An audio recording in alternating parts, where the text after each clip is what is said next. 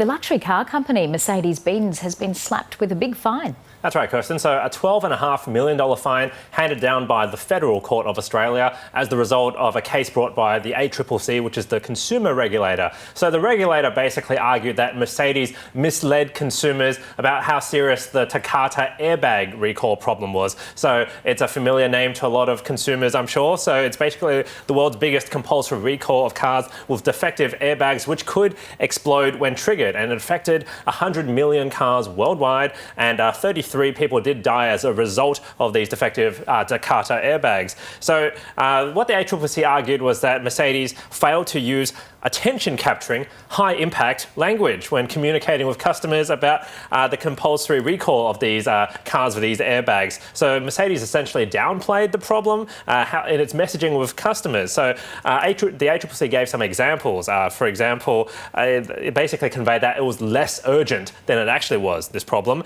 and the call centre staff of Mercedes was telling consumers that it was only just a precaution, and used words to the effect that the types of airbags used in Mercedes cars were not similar to ones that caused accidents in other car manufacturers that didn't cause injuries or deaths like other competitor cars, when in fact that statement was not true.